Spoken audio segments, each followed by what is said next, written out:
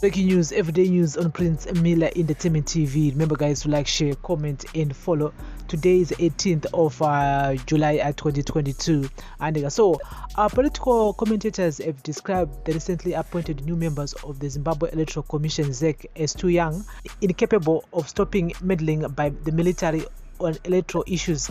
Recently, President Emerson Mnangagwa swore in 6 commissioners at State House: Catherine Mpofu, Abigail Millicent Mohadi Ambrose, Shepard Manevi, Roswitha Marutare, Janet Mbetu Drenga, and Kudzai Shawa.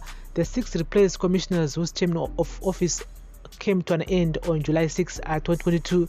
Political analyst Rashwet Mokudu said the new commissioners were not in a position to enjoy ZEC's behavior and actions leading up to the 2023 elections. The ages of the commissioners means that they are easy to intimidate and they are compromised by their connections and relations, he said.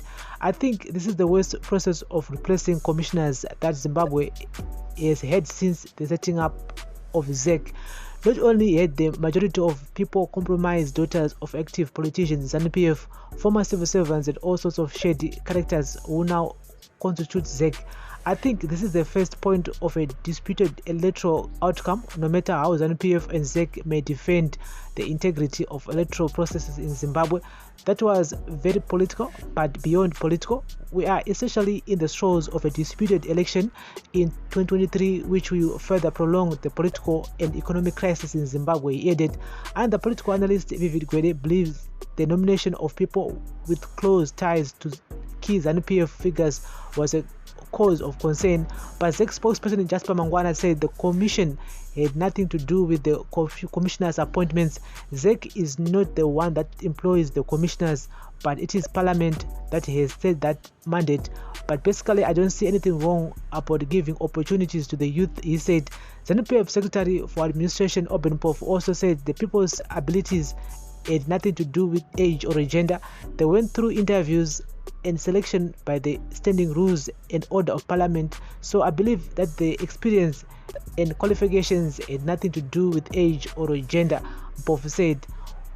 So guys, that's the latest here. Age doesn't really matter, Panyaids, because a 87-year-old commissioner can still do the same thing that a 26-year-old or a 40-year-old commissioner can do. And so nyaya iripo apa nyaya yetransparency chete, and ZEC needs to be transparent regarding to nyaya yema elections arikuya next year muna 2023.